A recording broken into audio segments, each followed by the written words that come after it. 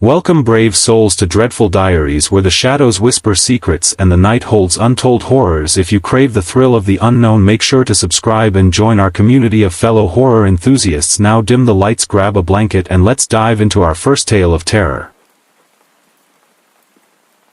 When Mark and Jenna Foster bought the old Mayfield house on the edge of town, they thought they'd found a dream project. It was a two-story Victorian with a wraparound porch, creaking charm, and a price too good to resist, the kind of house that seemed to sigh when you stepped inside, promising warm memories and echoes of the past. They moved in with their 6-year-old daughter, Lily, just before spring. The agent, a pinched old woman who handed them the keys like she couldn't wait to be rid of them, only gave one warning: "This house has history, dear. Best to let sleeping dogs lie." Mark laughed it off.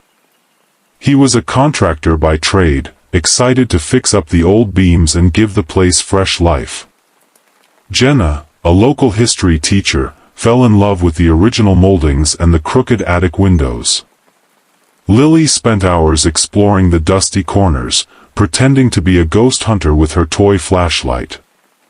It was during renovations in the basement that they found it. Mark was replacing rotting floor joists when his crowbar slipped through a patch of soft wood, revealing a hollow underneath. He pried up the warped planks, expecting damp earth, maybe an old root cellar. Instead, he found bricks laid in a neat rectangle, stained dark by decades of seepage. And in the center of that brick box, a single granite marker. No name. Just a date: 1873. Mark felt a chill he couldn't explain, even in the stale basement air. He called Jenna down to see. She knelt beside the marker, tracing the carved numbers with her fingertips. "It's just a family plot," she said, trying to sound calm. "People did that, back then. Buried kin under the house in winter, when the ground was frozen. There's probably just bones. Old bones." They argued about what to do. Jenna wanted to leave it alone, maybe have the county register it as a historic burial. Mark insisted it was better to remove it, reinter the remains in the churchyard. "No one wants a grave under their feet," he said. "We have a kid, Jenna." By the following weekend, Mark brought in a friend with a small backhoe. They pried up the bricks and dug through the damp soil until they hit a warped coffin, barely holding together, lined with shredded, musty cloth. When they tried to lift it, the wood crumbled in their hands, spilling out a handful of bones, black with rot. Something about them didn't look right, small, like a child's. The friend crossed himself and refused to touch another piece. They gathered what they could and paid a local undertaker to bury it properly at the town cemetery. That night, they sealed the basement floor with fresh concrete and new joists. The Mayfield house felt lighter somehow. Cleaner. But Lily cried at bedtime, asking if they'd seen the sad boy who used to talk to her through the floorboards. Mark chalked it up to a child's imagination. After all, it was done now. Put to rest. The first sound woke Jenna a week later. She sat up in the dark, listening, a soft, rhythmic scrape. Scrape, scrape from somewhere below. Mark heard it too, but blamed it on the house settling. He'd heard plenty of old homes complain as they settled into new foundations. But the next night, the noise came back, louder, closer. Lily crawled into their bed, shivering. "Mommy, the boy is trying to come back up," she whispered. Jenna pulled her close, heart pounding. Mark went down to the basement at dawn. The concrete they'd poured was perfect, smooth and solid. No cracks. No sign of an animal. But when he lay on the bedroom floor that night, ear pressed to the floorboards, he heard it, scrape, scrape, scratch, like nails clawing at wood from underneath. He didn't sleep after that. Within days, they heard it every night. Sometimes it moved, from the bedroom to Lily's room, then back again. Once, Jenna swore she felt a vibration through the bed frame, as if something was tunneling right beneath them. Lily stopped sleeping in her room altogether, complaining that the sad boy asked her to open the floor so he could see the sky. Mark tried everything: pest control, structural inspections, even a priest. The priest sprinkled holy water in the basement but went pale when he laid his hand on the concrete slab. "I wouldn't have disturbed this," he muttered, shaking his head. Nights bled together. The scraping grew bolder, now accompanied by a faint, muffled thud, a child-sized fist striking wood from beneath. Once, they woke to find a crack in the fresh concrete downstairs, thin as a hairline but spreading like a vein. Lily began sleepwalking, standing in the hallway with her hands pressed flat to the floor. The final night came in the dead of summer, heat pressing down like a fever. Mark lay awake, staring at the ceiling. He could feel it now, the scratching, the shifting of the old bones beneath the boards. He rolled over to wake Jenna, but she was already sitting up, eyes wide. They both froze as they heard Lily's voice, but distant, muffled, drifting up from the floorboards instead of her bed. "Mommy, he's here. He says it's his house. He wants his place back." Jenna stumbled to Lily's room.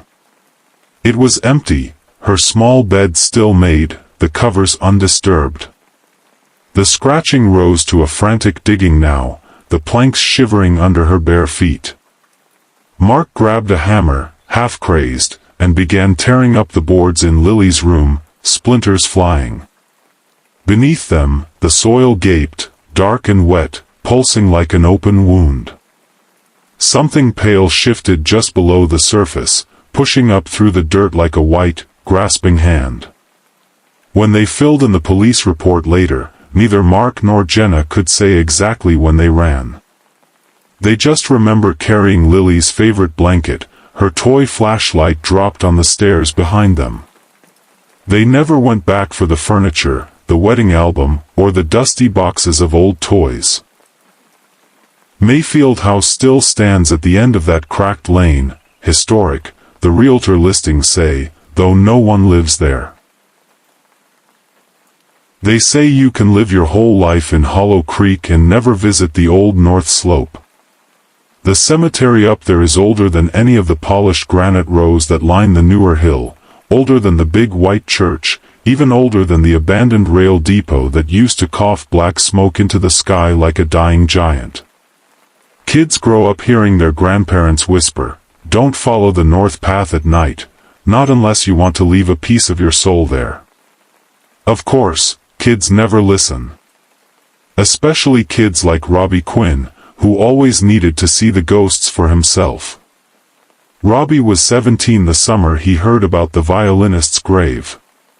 He was restless, stuck in a town that felt like a cracked snow globe after the mines closed and the old tracks rusted away.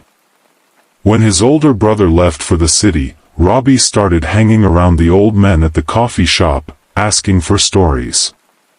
That's how he found the caretaker, Mr. Ellis. Ellis was a short, wiry man who shuffled the grave paths with a rake like he was tracing runes no one else could read. He told Robbie how his own father used to point out the yew tree up on the north slope, its branches twisted like arthritic fingers. "That's where the boy plays," Ellis said, voice dry as autumn leaves. "And that's where you don't stand too long. If you do, you'll never hear your own thoughts right again." The story always went the same way. Luca Moretti, son of Italian rail workers, was born with music stitched into his bones. People said when he was 5, he could tune an old violin just by humming into its strings. By 12, he played at every wedding on the block, fingers blistered, eyes burning from coal smoke but always smiling when the bow met the strings. When he met Eleanor Griggs, the daughter of Horace Griggs, the industrialist who owned half the rail line and every brick house on Cherry Lane, he was already half a ghost in the eyes of the town. The rich and the poor might dance to the same fiddle, but they'd never share a supper table. Eleanor fell in love with Luca's music first, then with Luca himself. They met behind the Griggs greenhouse, at the back edge of town where wild roses crawled through the fence. She brought him new rosin and a silk handkerchief for his sweaty brow. He promised to teach her a song that would make her father's black heart break wide open. But when her father found out, he broke Luca first, a beating so bad the boy's bow hand never stopped trembling. The next night, rain pounding the train yard mud into a slurry, Luca crawled to his favorite spot under the yew tree. Some say he dug the pit himself, laid down among the roots with the violin on his chest, and pulled the bow one last time across the strings until the tune vanished into the dirt with him.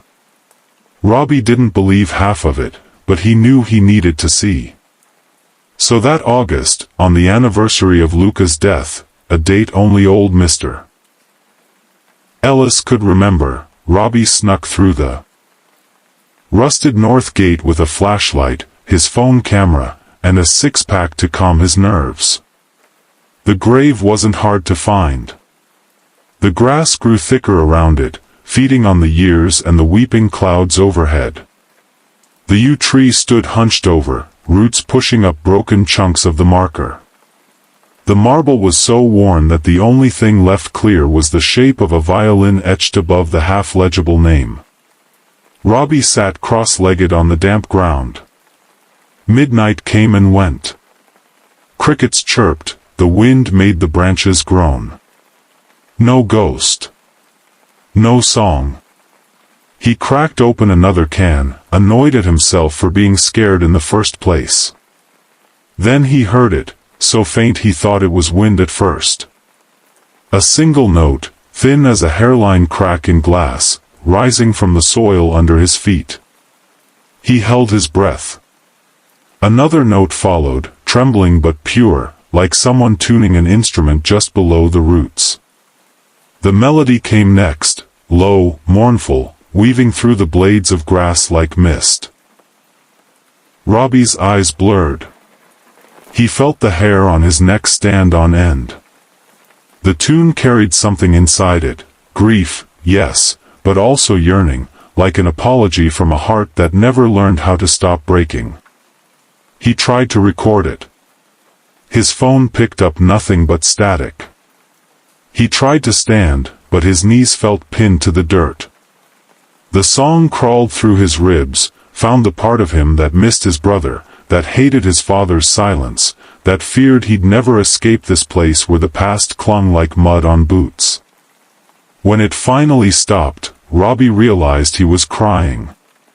Not just tears, real, chest-deep sobs that tasted like sorrow for people he'd never known. The moon slid from behind a cloud.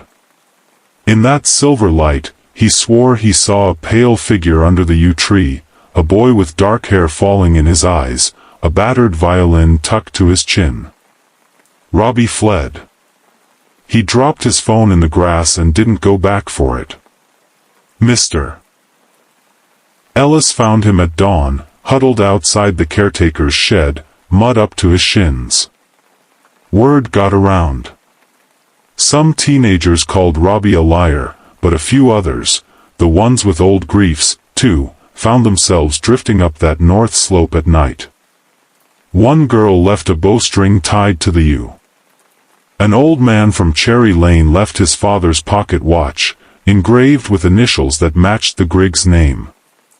It didn't matter that the gate was chained now, the ones who needed the song found their way through. Sometimes, if you ask Mr. Ellis, he'll tell you what it really means. That boy's not stuck. He never was. He just keeps playing for anyone who needs it. His grave's the only place some folks can let go of things they buried too deep to name. He says it like a prayer and a warning all at once.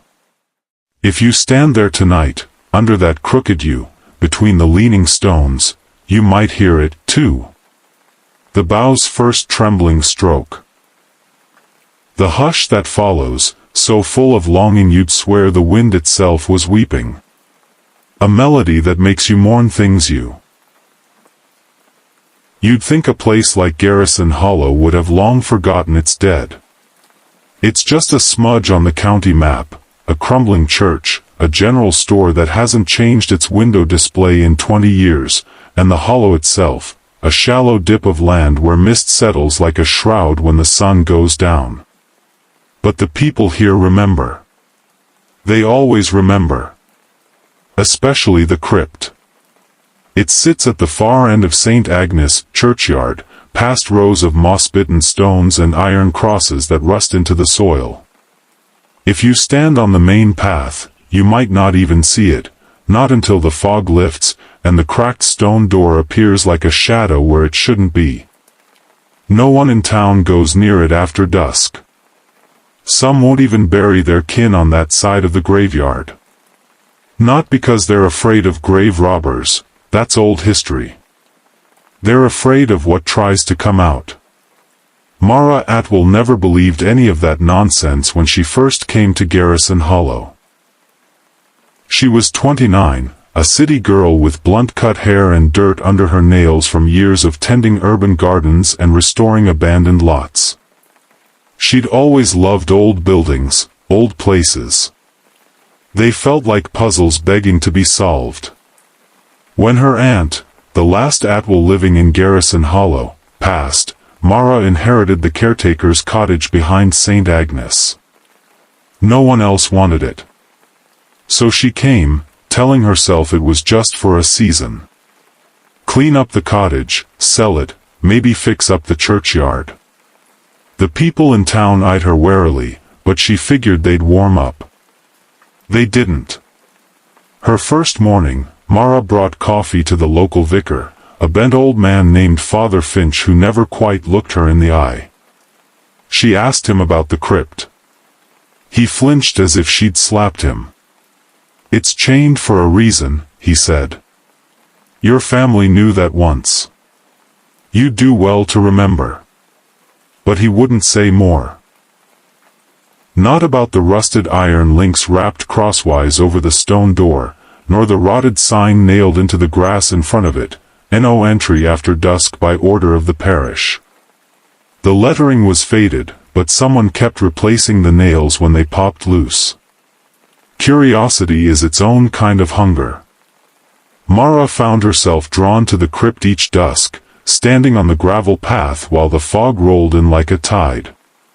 Sometimes she thought she heard a scraping sound, low and slow, from behind the door, like fingernails on stone. But when she stepped closer, there was nothing.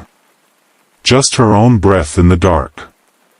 One rainy night, she rummaged through her aunt's old trunk and found a battered parish ledger. The handwriting began neat and hopeful, marriages, births, deaths. But a few pages in, the entries turned strange. Short lines, hastily scribbled. Notes about the Calwell family, that was the name on the crypt's lintel stone, half worn by moss and time. A darkness in them. Father said they should be buried far from the rest. The eldest boy would not lie still. There were older rumors. 2. The Calwells were prosperous in the 1700s, founders of the Hollow, owning the timber mill that once made the church pews. But when the youngest Calwell child fell sick and died, things changed. Neighbors swore they saw the boy in the orchard at night, eyes dark as river silt, hair matted with grave dirt. After the mother died, the family sealed themselves away. The last Calwell, a gaunt man with a widow's peak, ordered the crypt built into the churchyard's far slope. He died inside it.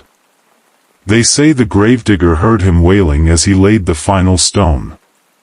But the door stayed shut. Until it cracked. On Mara's fourth week, a bad storm rolled through. Winds howled across the hollow, uprooting the cemetery yew and sending half the older stones tumbling like dice. In the morning, the parish called her. A large branch had crashed across the crypt door. Mara trudged out with her toolbox and a crowbar. It looked harmless enough. The stone slab was still mostly upright, but one iron chain was snapped clean through, lying in the mud like a broken spine. The door itself gaped half an inch open. She peered into the gap. Cool, damp air breathed out, carrying a scent she couldn't place. Old flowers? Wet cloth? Something older, deeper. Her flashlight flickered out, the battery knew that morning. When she turned to leave, she thought she saw footprints, small, barefoot, pressed into the wet grass behind her. From that night on, the cottage creaked with unfamiliar sounds. The door latch rattled. Mara woke to find muddy smudges on her kitchen floor, shaped like palms dragging across tile. She tried to tell herself it was an animal, a stray dog maybe, or a raccoon. But deep down, she knew. In town, people avoided her eyes. Father Finch wouldn't speak at all. At the general store, the cashier slipped a small wooden cross into her bag without a word. 3 days later, the scratching began. Faint at first, then stronger. Sometimes at the crypt door, sometimes at the cottage door. Once, it came from beneath her bed. She dreamed of the Calwell boy. In her dreams, he was always pale, his eyes black voids, his hands too thin, nails broken and bloody. He would stand just beyond the crypt threshold, whispering, "Let me come in. I want to see the house again." Mara woke to find the cottage door ajar, though she swore she'd locked it. Outside, the path to the crypt was lined with small, wet footprints. By the next Sunday, Mara knew the chain had to be replaced, or something worse would come scratching. She went to the vicarage at dawn. Father Finch looked older than ever, his eyes sunken, his voice barely a rasp. "They locked him in because he wouldn't stay dead," he said at last. "Your family helped build that chain, girl. They knew. When the crypt cracks, you don't just fix it with nails and prayers." She asked him what to do. "It wants a keeper. It always does. The chain's not just iron, it's sacrifice. One bloodline to guard the door, to feed the thing just enough to keep it quiet." Mara understood then. Why her aunt had stayed. Why no one else would take the caretaker's cottage. Why the hollow never let its dead go easily. That night, she took the parish ledger, the crowbar, and a length of heavy chain from the tool shed. She walked to the crypt just as the mist rolled in. Mara pried the door wide enough to slip inside. Her lantern flickered over walls lined with rough-hewn shelves, the bones of the Calwells stacked in the shadows. At the far end, half buried under rags, sat the boy, or what was left of him. His head snapped up. Eyes like wet pits. He smiled, lips pale and cracked. "I'm so hungry," he said. "It's so dark." She didn't run. She sat down beside him, the cold stone biting through her jeans, and she whispered the old prayers written in the parish ledger.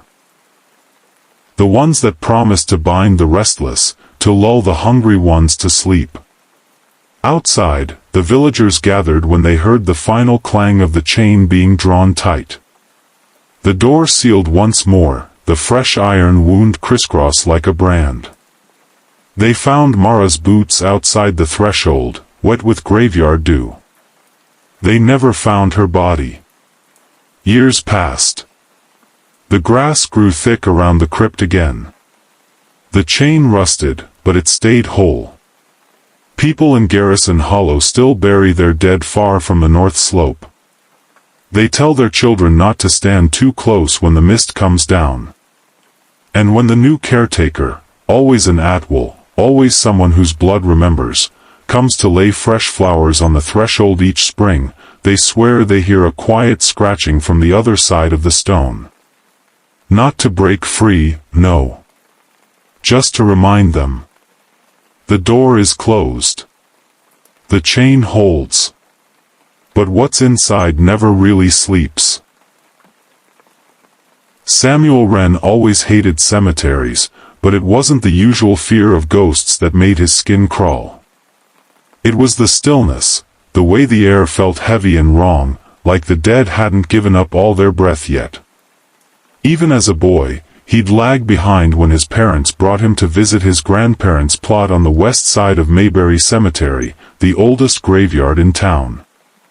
He'd stand at the rusted gate and stare at the rows of leaning stones, wondering how the names stayed put. What if they didn't? What if the names wandered, like the souls underneath? It had been years since he'd been back, not since he'd left Maybury for college, for the city, for a job that paid enough to pretend he didn't come from a place where the soil turned up bones when it rained too hard. But now, 10 years later, his father had died, a sudden stroke, the doctor said, quick as flipping a light off. His mother had gone a year before, a slow slide into a sleep from which she never woke. Samuel had been so busy with the funeral, the paperwork, the lawyers, that he'd barely thought about the grave itself until he stood before it one cold November afternoon.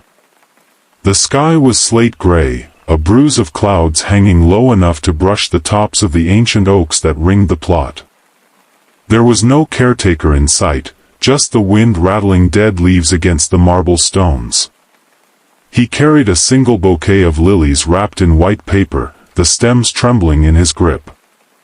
The path to the family plot was overgrown, the grass yellowed and patchy.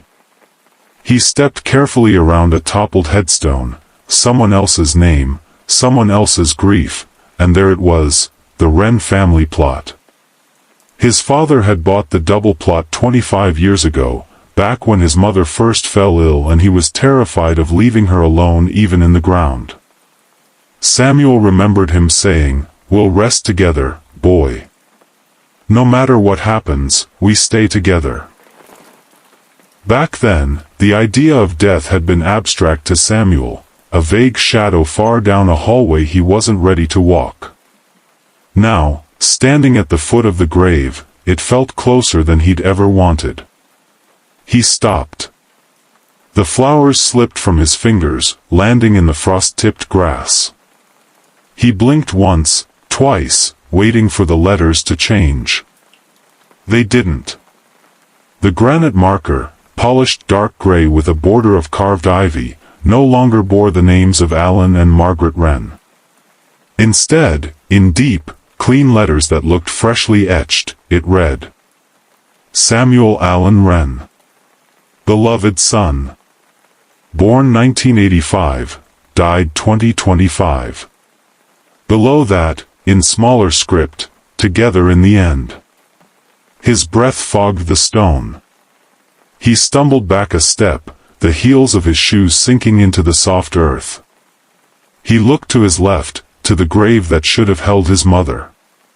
It was covered in sod, the grass matted down, undisturbed. But to the right, where there should have been only hard winter ground, a fresh grave waited. The dirt piled neatly, the edges of the hole crisp and dark.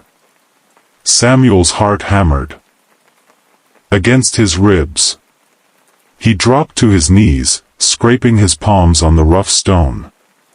He reached out, tracing the letters of his own name.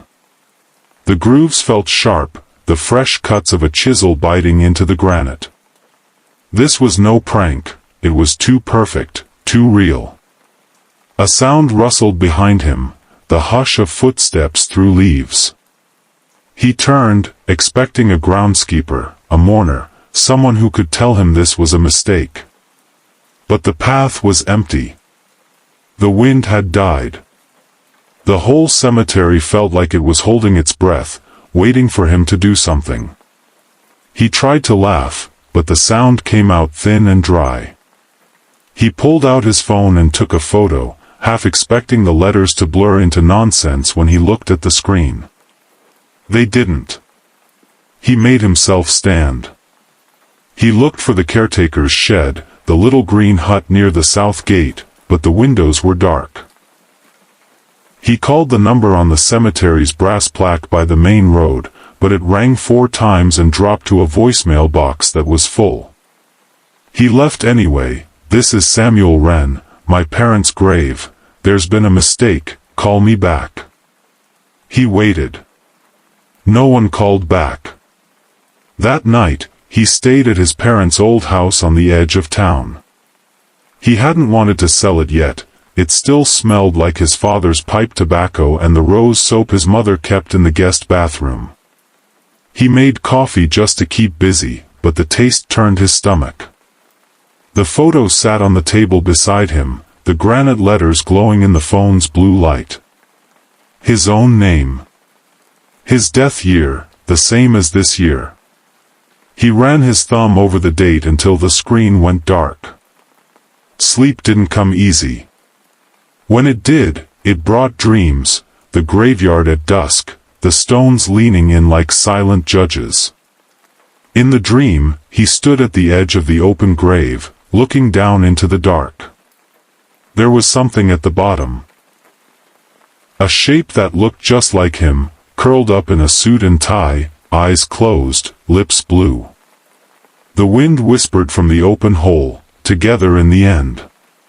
He woke to find his feet muddy, specks of soil on the hardwood floor leading from the front door to the couch.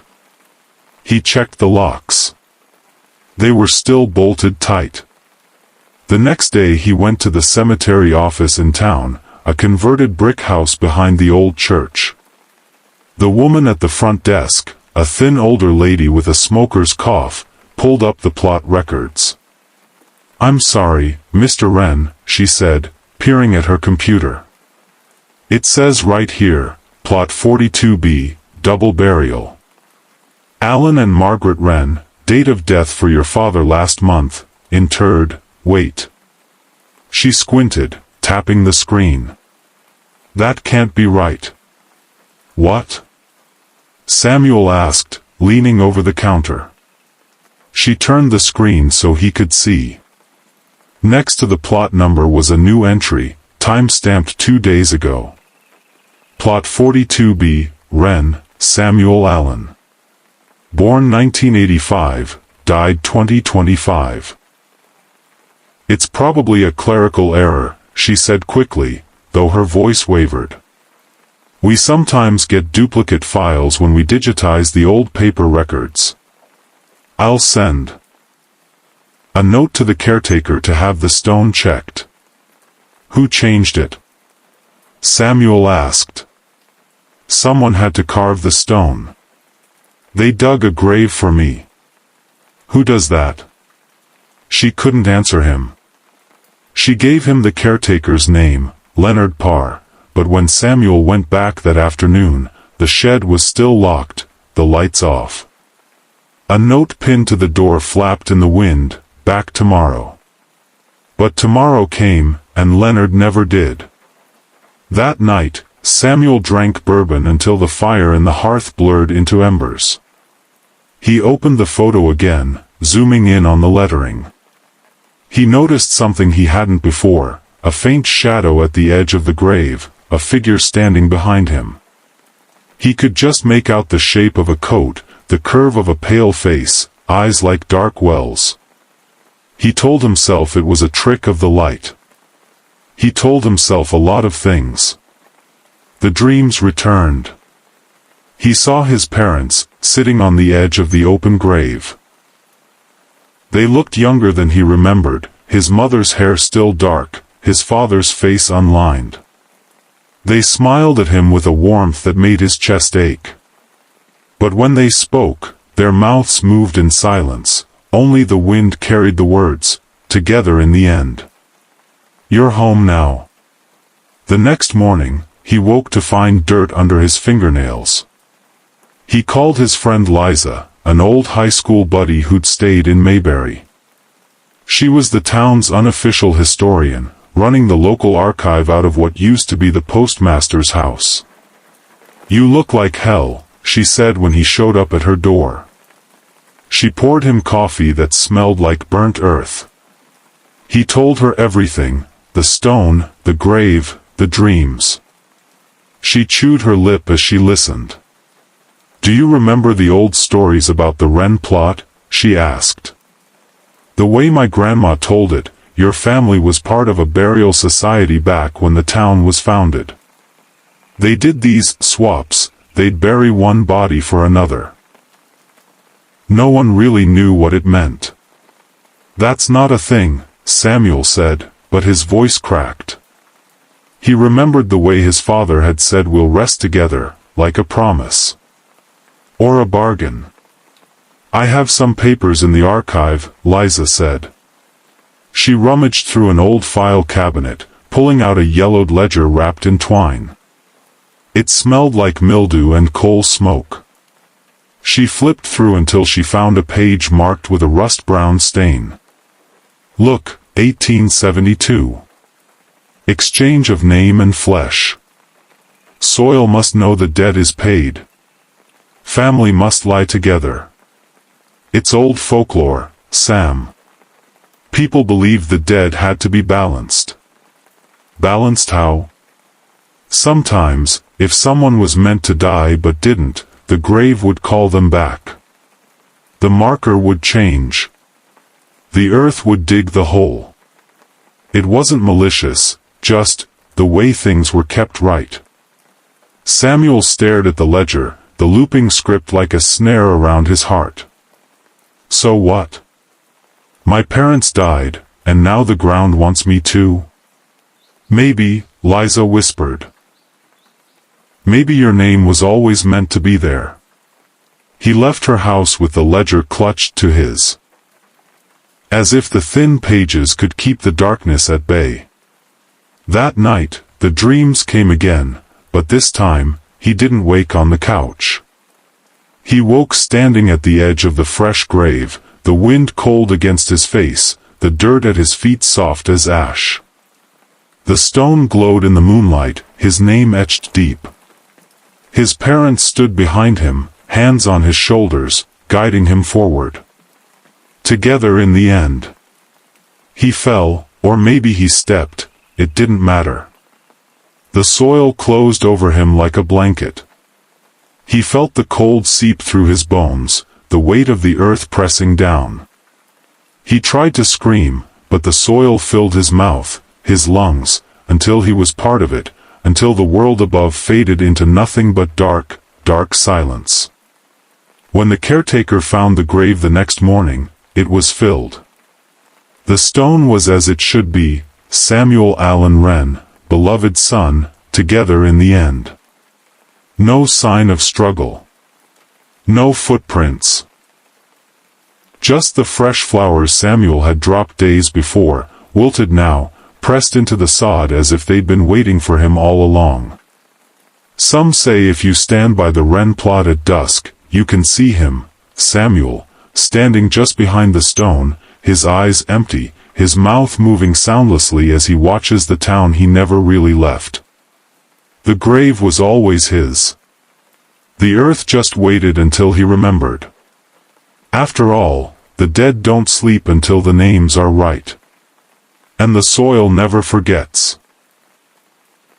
They still call her Alice in the Hollow, though no one alive remembers her real name anymore. No one except the graveyard, and maybe the old yew tree by the caretaker's cottage. Some stories hold on longer than the living do, and in Hawthorne Hollow, stories about the dead never really die. It was a place that always felt like it was waiting for a grave to fill. The land dipped low where the river split, carving out a shallow basin perfect for a cemetery. Some said the first settlers built their homes on the ridge because they didn't want to sleep too close to the restless earth. Others claimed the ground was so soft that when it rained, the grave sighed open and the bones rose up like roots.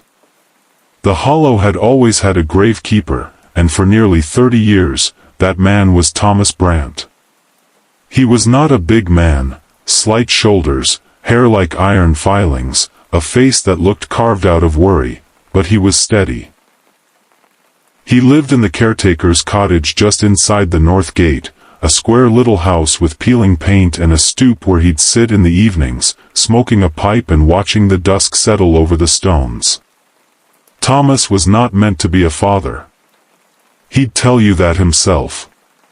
His wife, Clara, was gone before the baby was 6 months old, taken by the same fever that swept through half the hollow that winter. He buried her by the eastern wall, where the sun touched first in the morning, and never remarried. He raised their daughter there among the graves, because where else was there? He named her Alice, like the little porcelain doll Clara had always wanted for a child she didn't live to see grow up. Alice was small and pale, with hair so fair it glowed like a candle wick in the dusk. From the time she could walk, she treated the cemetery like a playground. She'd dance between the headstones in her faded blue dress, humming songs she claimed the wind taught her. She knew every name etched into the marble and granite, could recite them like nursery rhymes. Mr. Poole by the crooked pine, Miss Agnes by the iron gate, baby Elliot under the willow. Thomas worried, at first, that she was too lonely, but when he tried to send her to the village school, she wept so bitterly that the teacher sent her home by noon. She told her father the living children were mean, that they didn't understand the games she played. Some nights, Thomas would wake to the soft creak of the cottage door and find Alice gone. He'd grab his lantern and walk the paths in his slippers, calling her name. Sometimes he'd find her curled up beside a fresh grave, singing lullabies to the soil. Other times she'd stand by the old yew tree, hands clasped, listening to something only she could hear. "Papa, they get lonely in the dark," she'd say when he scolded her. "They just want someone to talk to." When she turned 12, she grew quiet. Shadows seemed to cling to her like frost. She'd stand at the cottage window for hours, staring at the rows of graves, her breath fogging. The glass. Thomas asked what she was looking for, but she never answered. She just pressed her fingers to the pane as if she could touch whatever waited beyond. In the village, people whispered that the gravekeeper's child was touched by the hollow. Children dared each other to run up to the gate at dusk and peek through the bars. Some claimed they'd seen her dancing among the stones with other children, children who should have been long buried. No one ever saw her at the market, or in the church pews on Sunday, only the pale flash of her dress between the monuments when the light was right. Then came the winter Thomas fell sick. He was an old man by then, older than his bones had any right to be, bent from digging too many holes in frozen ground. The fever took him slow. Alice sat by his bed each night, her little hands folded in her lap, watching his chest rise and fall. Sometimes he'd wake to find her lips moving silently, as if she were asking permission for something. He'd try to speak but the words slipped away like breath on glass. One morning, the villagers found smoke from the cottage chimney had stopped. They crept through the cemetery in a hush, boots crunching on the frost. The cottage door was ajar. Inside, Thomas lay cold in his bed, hands folded neatly over his chest, as if he'd arranged himself for burial. The bed beside him was empty, blankets smoothed flat. The caretaker's child was gone. They searched the cemetery from gate to wall. No footprints in the snow. No sign of her in the woods or down by the river. Some say she was taken by the hollow, swallowed up by the same soil she'd sung to all those nights. Others whispered she'd never been a child at all, just a ghost in a girl's shape, the Hollow's way of keeping the dead company. Thomas was buried next to Clara, just where he'd always said he wanted to be, under the eastern sun. The grave diggers found the earth soft there, as if someone had been tending it in secret. They carved his name into the same stone as his wife's, leaving a blank space below. Some of them wondered, in low voices, if that blank was meant for Alice too, whenever they found her. Years passed. The cottage stayed empty, the paint flaking until the wood beneath showed gray and splintered. The church tried to hire a new caretaker, but no one lasted. They said the nights were too long out there alone, the wind too full of whispers that never stopped. The Hollow kept its dead close, and its stories closer. Then came the sightings. It started with children, always children. A boy picking blackberries by the fence swore he saw a pale girl sitting cross-legged on a grave, braiding grass into tiny crowns. An old man, stumbling home from the tavern, claimed he glimpsed her peering out the cottage window, candlelight behind her eyes. Others heard laughter drifting through the fog at dusk, soft, high, like a child at play. Sometimes they found small toys on the stones come morning. A wooden horse, a marble, a bit of ribbon tied to a twig. Things no one had left. One spring, a young mother named Elsie lost her boy to a fever, not unlike the one that had taken Thomas so many years before. They buried him near the yew tree, where the ground was soft and the sun warm. Elsie spent days kneeling by the grave, pressing her cheek to the earth, begging for a sign he was safe. One night, just as the fog rolled in, she saw her boy standing by the old caretaker's cottage, hand in hand with a pale girl in a blue dress. The girl looked at Elsie with eyes that held all the dusk in the world. Then they were gone, like mist before sunrise. Now, every child in the Hollow grows up hearing the same warning. If you see the gravekeeper's child, don't follow. She means no harm, but the Hollow does. They say she tries to keep the lonely company, to gather those who feel forgotten, to lead them deeper into the fog until the living can't tell one grave from another. And when the villagers lay flowers on Thomas's stone each spring, they leave a tiny toy or a scrap of ribbon on the blank space below, so she knows she's not alone. So she knows they remember. Sometimes, if you stand by the north gate when the moon is thin, you'll see her, a slip of a girl among the stones, her dress drifting like smoke, her laughter barely louder than the wind. And if you listen closely, you might hear her whisper back. Don't be afraid. We're never alone here. We're together. Always together. That's the story of the gravekeeper's child, and it belongs to the Hollow now, just like she does. When the fog came rolling through the churchyard in the early hours before dawn, Nathaniel Cobb knew the dead would whisper tonight. He'd been caretaker of St. Winifred Cemetery for nearly 15 years, long enough to know the signs. The old stones would lean just so in the moonlight, the mist would coil low to the ground, and the air would carry the thin, metallic scent of wet iron. That was the smell of rusted chains and coffin hinges, of the past straining to breathe. He stood on the porch of the tiny stone keeper's hut, oil lamp in hand, the flame fluttering like a moth's wing. Beyond the low iron fence, the gravestones rose and fell with the land, a sea of gray shoulders hunched under the weight of centuries. And beyond that, on the oldest ridge of the yard, were the ones they'd all but forgotten, the safety coffins. No one talked about them anymore, but Nathaniel knew.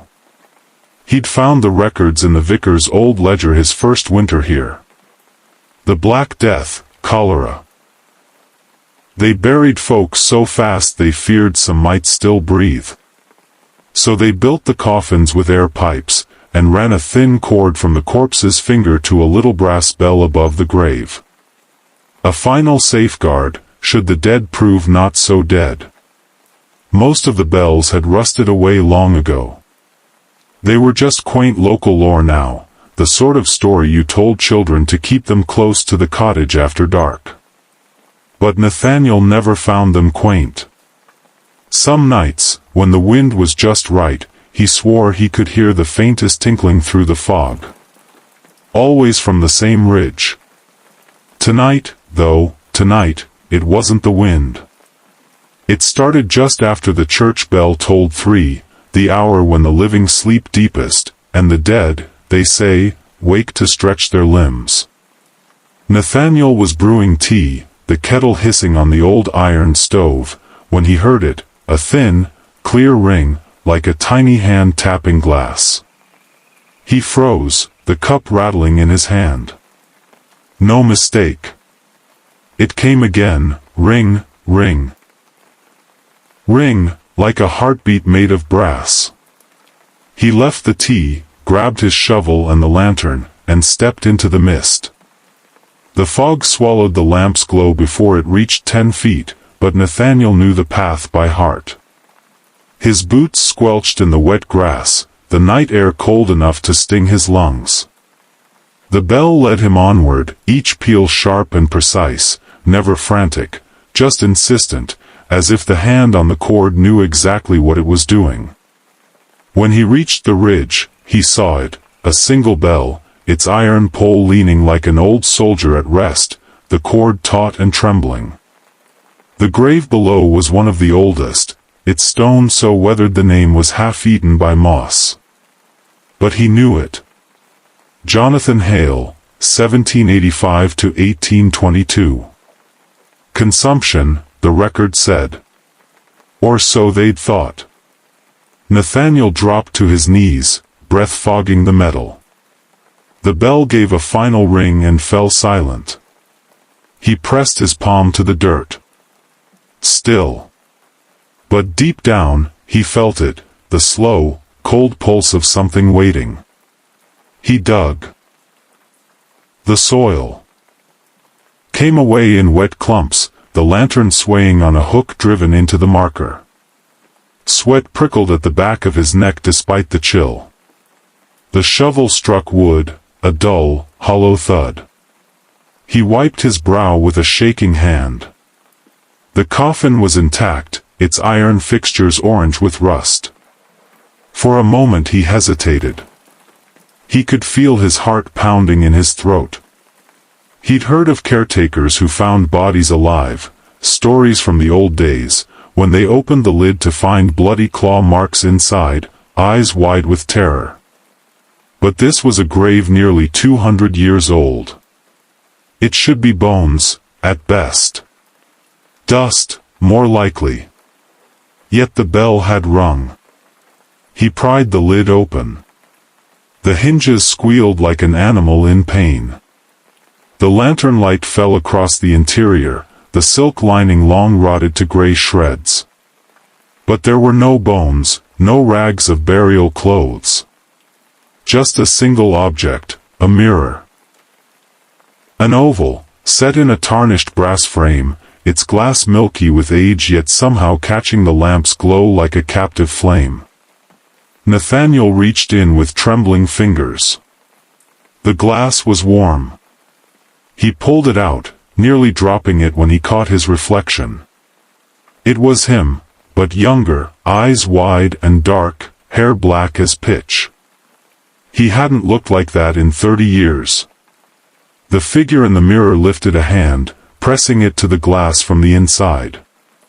Nathaniel flinched back, nearly dropping it. The handprint lingered, as if pressed in steam, before fading away. The air around him tightened. He glanced at the coffin.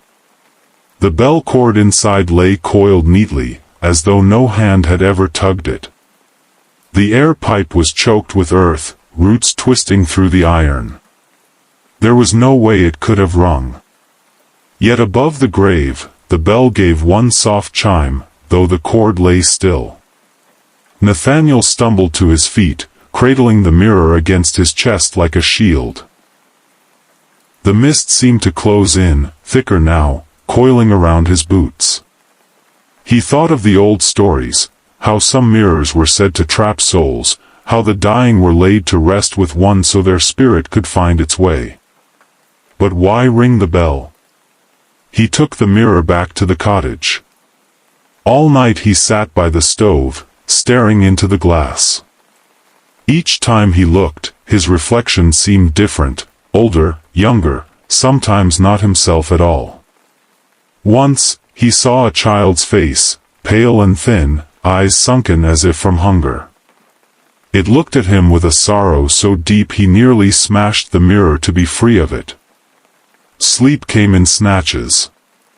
He dreamed of ringing bells, of coffins cracking open like rotten fruit. He dreamed of a hand, small and cold, slipping into his and tugging him down into the soil where the roots whispered secrets the living could never bear. When dawn came, he buried the mirror deep in the cottage garden, under the old yew where the soil always seemed too soft. He told himself it would stop the ringing, that it would all go quiet again. But that night, the bell called once more. This time it wasn't Jonathan Hale's grave. The sound came from the far corner, where the child graves lay, tiny stones with lambs carved atop them, markers for lives barely begun. He found the bell, half choked in ivy, the cord jerking as if pulled by frantic fingers. He dug until his palms bled. Another coffin, smaller than the first. He forced the lid open, empty, save for another mirror, this one cracked across its face like a spiderweb. His reflection blinked back at him through the fractures, a dozen versions of himself, each with eyes that seemed older than the graveyard itself. He left it where it lay and stumbled home. The villagers began to notice him wandering the yard at odd hours, his lantern bobbing like a will-o'-the-wisp among the stones. They whispered that he spoke to the graves, that they spoke back. Once, a boy dared to follow him, creeping through the iron gate after midnight. He saw the caretaker kneeling beside a child's grave, the bell ringing furiously, the earth stirring as if something beneath it wanted out. When the boy told his father, the vicar came to speak with Nathaniel. He found the caretaker in the hut, sitting by the cold stove, mirrors stacked in a neat pyramid at his feet, each one different, each reflecting not the room but the cemetery beyond. "The bells keep ringing," Nathaniel murmured. His eyes were rimmed with red, his hands raw with dirt. "They want to be seen. They want to be remembered." "Who?" the vicar asked, voice soft, afraid. "The forgotten ones. The buried alive. The ones who woke in the dark and found only earth.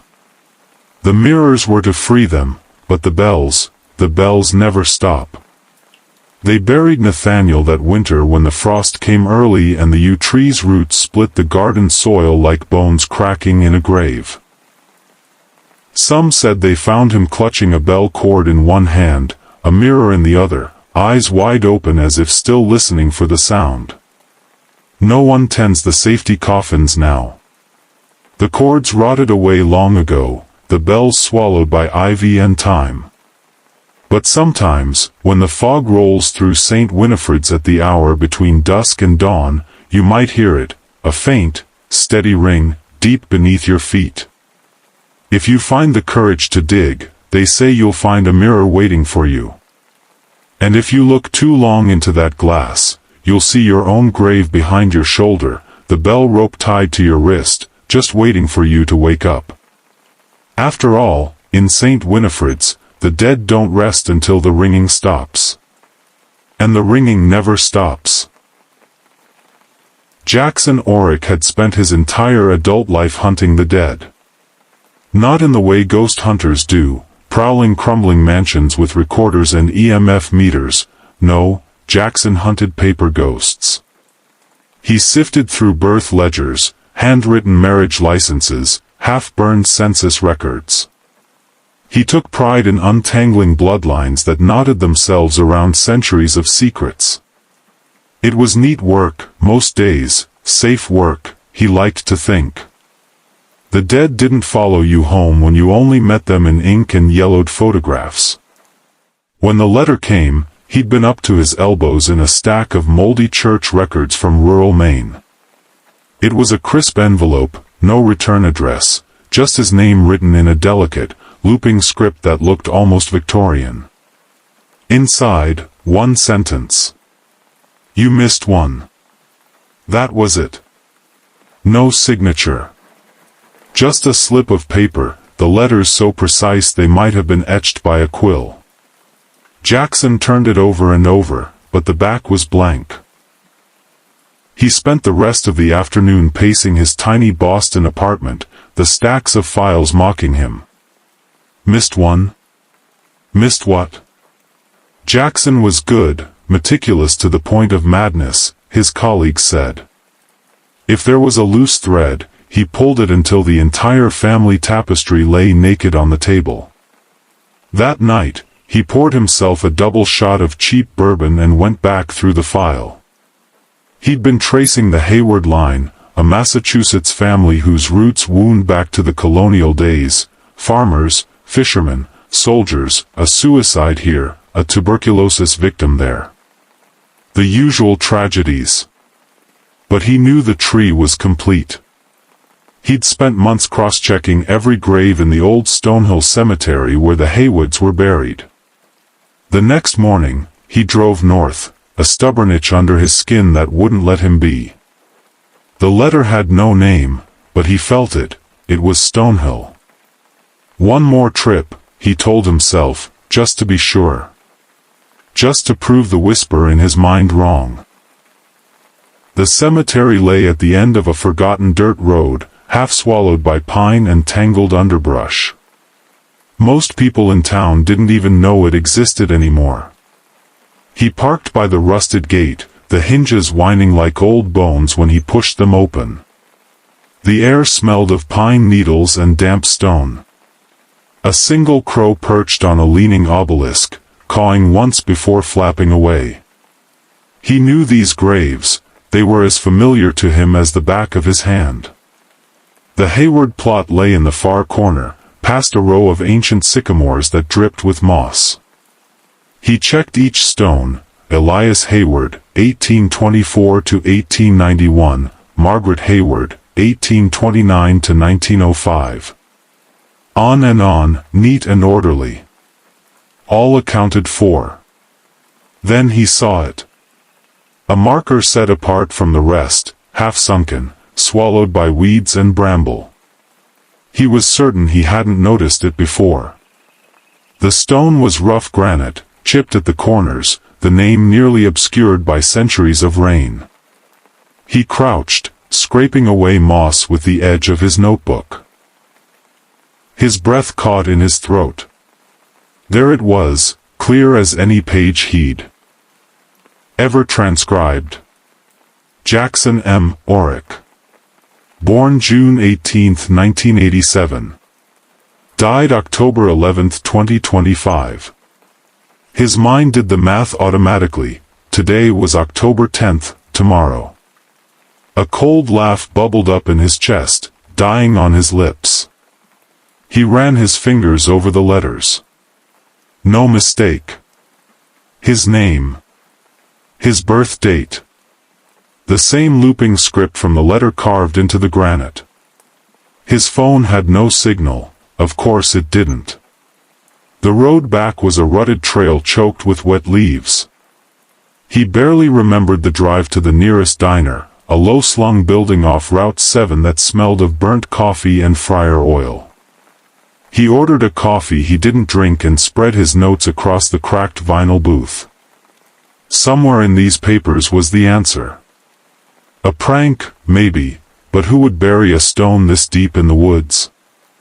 And why his name? He found nothing.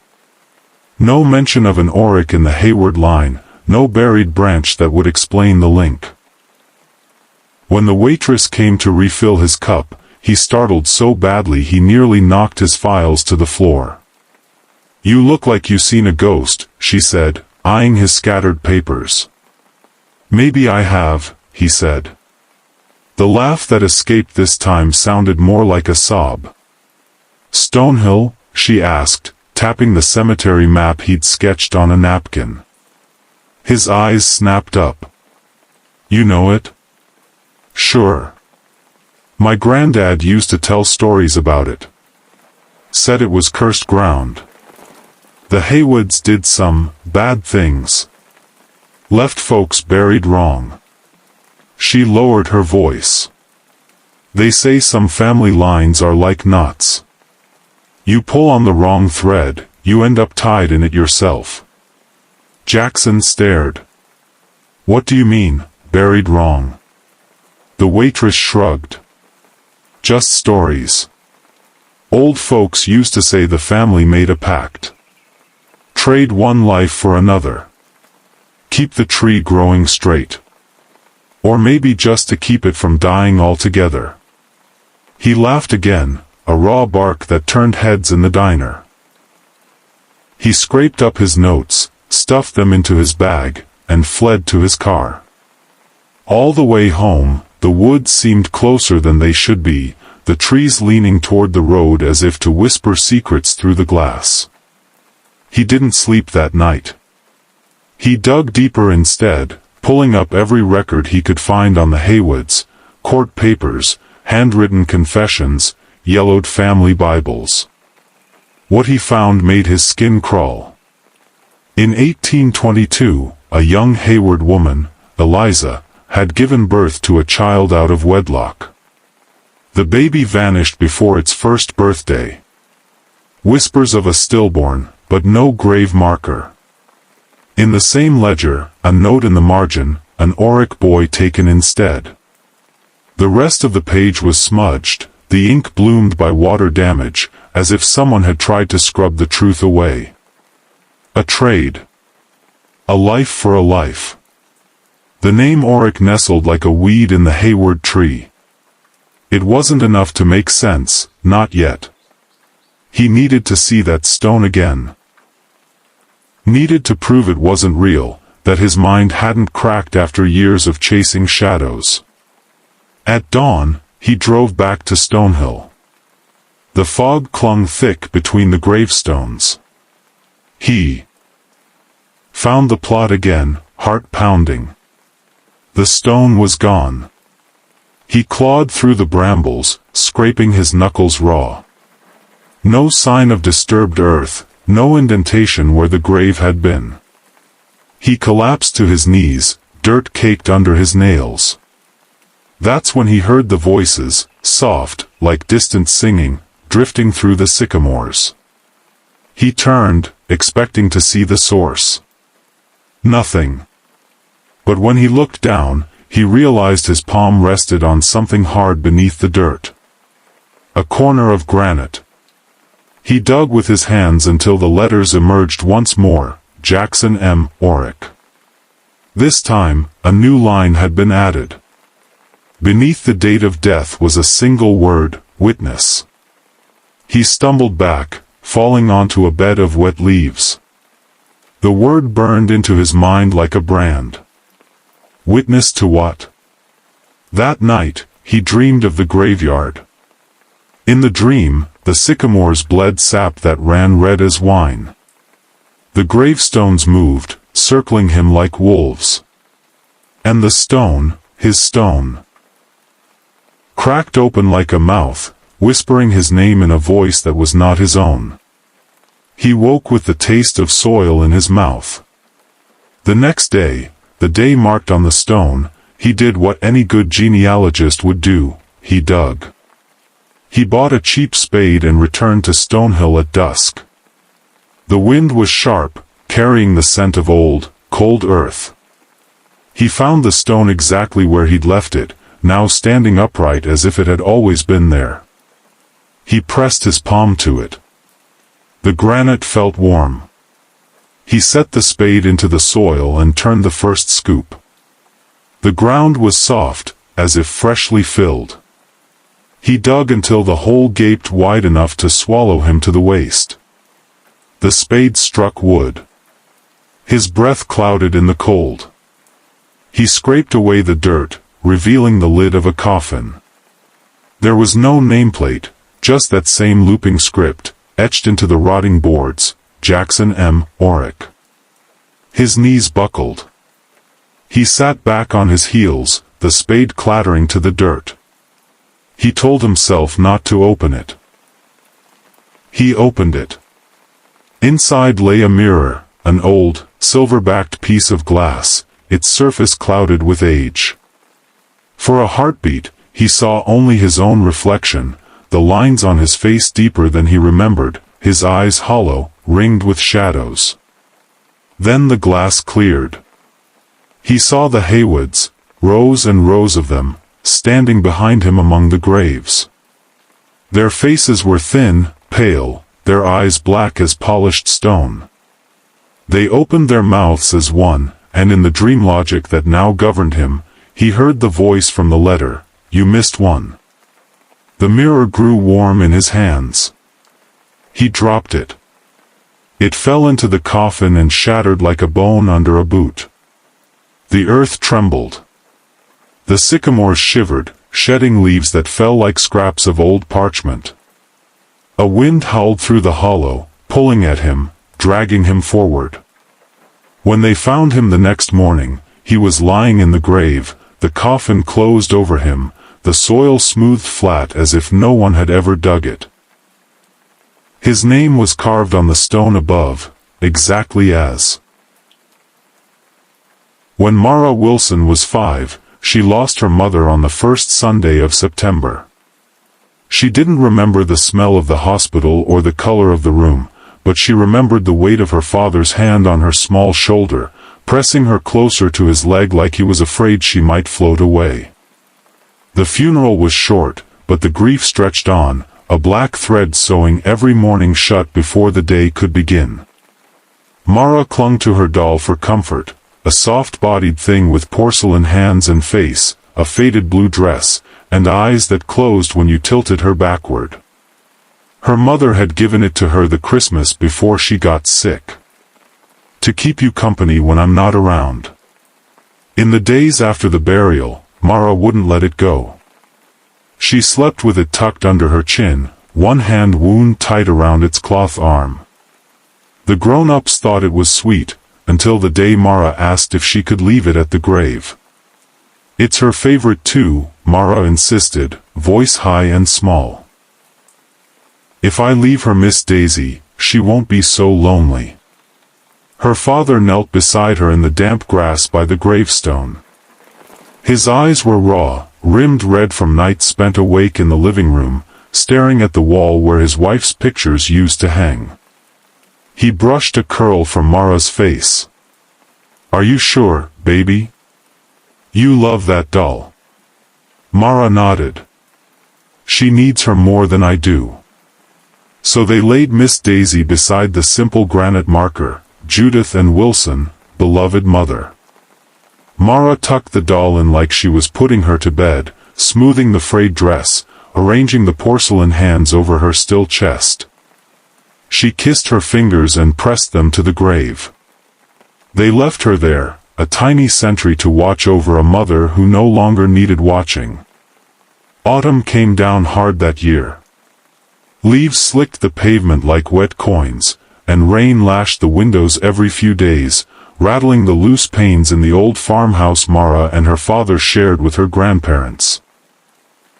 At first, Mara didn't mention Miss Daisy. When her father tucked her in at night, she only asked if her mother was warm under the ground, if she could feel the cold or hear the wind in the trees.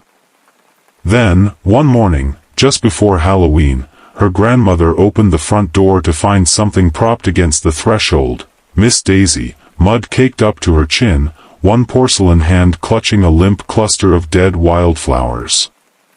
Her blue dress was stained brown at the hem, as if she'd been dragged through a field. They stared at her for a long time, grandmother, father, child, each waiting for the other to speak first. Finally, Mara stepped forward, her small hand reaching out. The doll's glass eyes blinked shut when she lifted her. Cold. Damp. The scent of wet earth clung to the cotton hair.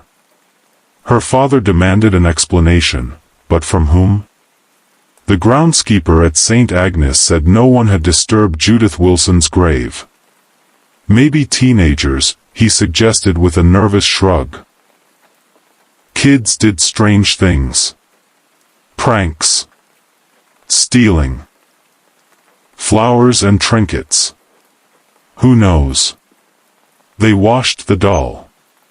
Mara insisted on brushing her hair, picking out the leaves, smoothing the wrinkles in the faded dress. When her father asked what she wanted to do, Mara said Miss Daisy should go back. She belongs with Mommy. So they drove to the cemetery again, the muddy tracks from the caretaker's truck the only sign of life. Mara knelt by the grave, patting the soil smooth before laying Miss Daisy back down, folding her hands around a fresh bouquet of daisies from the gas station flower stand. "I'll come visit you soon," she whispered. A week later, the doll came back. This time it was Mara's uncle who found her, leaned against his back door, half hidden by a potted fern. The wildflowers she held were older, black at the edges, the stems snapped like brittle bones. Her porcelain cheek had a hairline crack running from the corner of her eye to her chin. Mara's uncle, Daniel, was a practical man. A banker with no time for ghost stories or childish nonsense. He drove the doll back to the farmhouse in the dead of night, rapped on the door until Mara's father opened it in his pajamas. "What the hell is this, Jack?" Daniel demanded, thrusting Miss Daisy into his brother's hands. "This your idea of a joke? Leaving this creepy thing at my house?" Jack stared at the doll, the mud caked in the seam of her painted lips, the dead flowers twisted in her grasp. Mara appeared in the hallway behind him, clutching her blanket. "She just wants to come home," Mara said, so quietly the men almost missed it. They tried to keep the doll this time. Cleaned her again, patched the crack in her porcelain with careful glue. They told Mara it would be okay for Miss Daisy to sleep in her bed, that maybe she just needed to be close a while longer. But Mara woke crying 2 nights in a row, saying Miss Daisy was too cold, that she whispered to her when the room went dark. On the 3rd night, Jack found Mara sitting in the hallway, the doll clutched in her lap, shivering. "She says Mommy's alone," Mara sobbed. "She says she's waiting for me." Jack buried the doll himself the next day, drove out to St. Agnes before dawn, wrapped Miss Daisy in a pillowcase, and laid her deep in the ground beside his wife's grave. He didn't say a prayer. He just stood there with the spade, chest heaving, staring at the raw dirt until the sun broke over the tree line. Halloween came and went. Mara didn't dress up that year. She sat on the porch in her mother's old shawl, watching the trick-or-treaters drift up and down the country road in their bright costumes, their laughter muffled by distance. Jack found her the next morning, curled up on the porch swing, fast asleep. He carried her inside, tucking her into bed, ignoring the tremor in his hands. He didn't see the muddy footprints that trailed across the steps, the faint impression of a small, fabric body pressed into the swing cushion. The doll didn't come home that night. Not to the farmhouse. She went to Mara's aunt instead. Helen Wilson lived 2 towns over, in a brick house that smelled like cinnamon and lemon polish. She'd been Judith's older sister, the one who'd held her hand through chemo, the one who'd sat with Jack when he couldn't hold back the tears. Helen found Miss Daisy on her front stoop just before sunrise, one porcelain hand outstretched, clutching a single wilted daisy. Mud smeared the steps like footprints. Helen didn't bring the doll inside. She called Jack instead.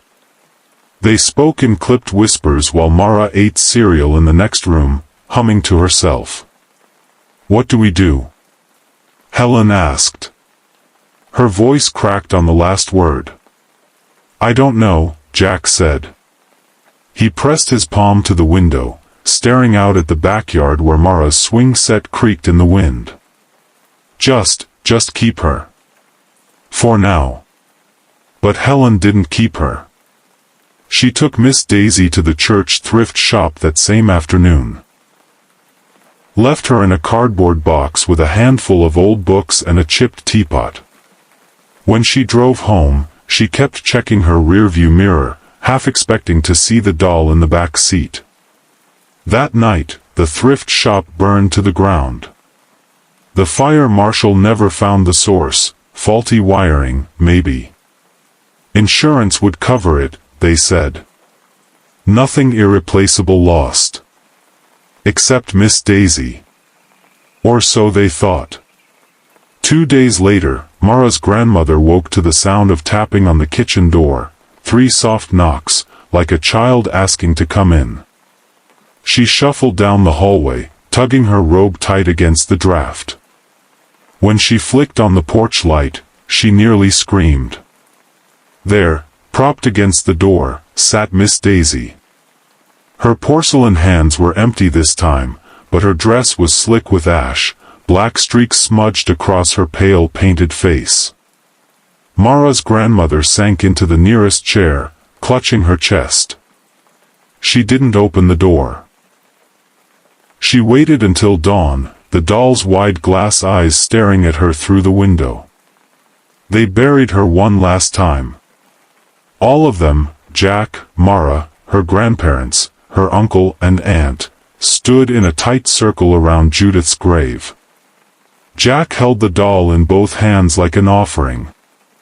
Mara pressed her face into his side, breathing in the smell of his flannel shirt. Her little hands twisted the hem, knuckles white. "She wants us to come too," she whispered. "Who, baby?" "Mommy." Mara's voice was so soft the wind nearly carried it away. "She says we all belong down there." Jack shivered. He knelt, laid Miss Daisy on the damp earth beside the headstone, and began to cover her with soil. Mara turned away, burying her face in her grandmother's skirt.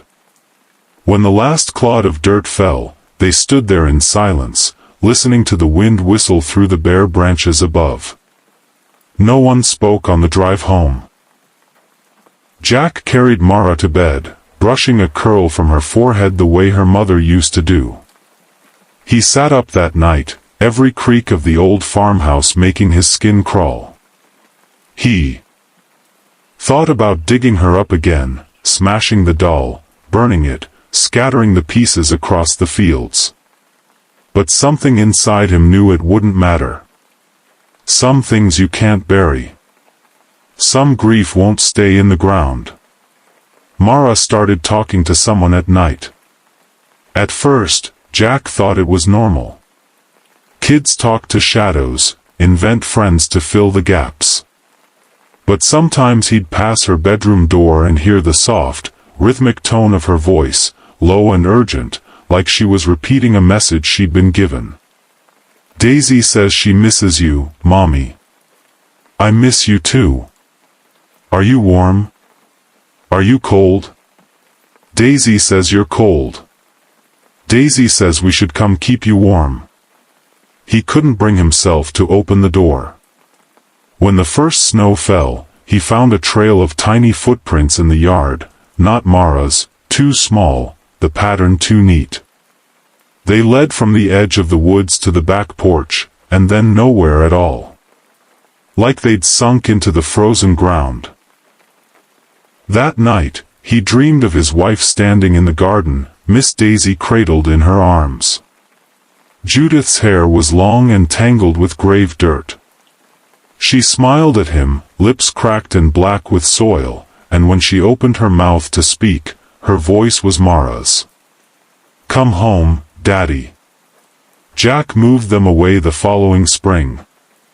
packed up what was left of his wife's clothes, sold the farmhouse to a developer who didn't believe in ghosts. He rented a small duplex 2 towns over, started a new job at a hardware store, told Mara they were going to be okay. That it was time for fresh memories.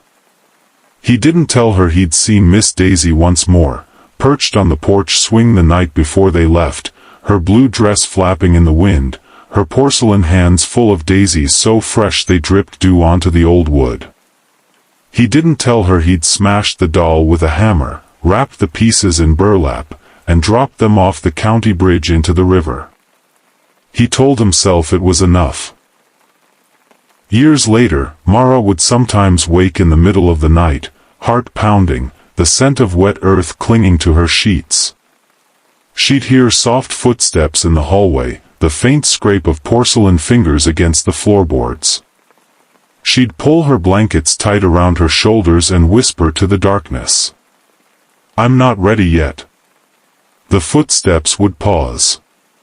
And somewhere, just beyond the edge of sleep, she'd hear her mother's voice, warm and patient. "Daisy can wait."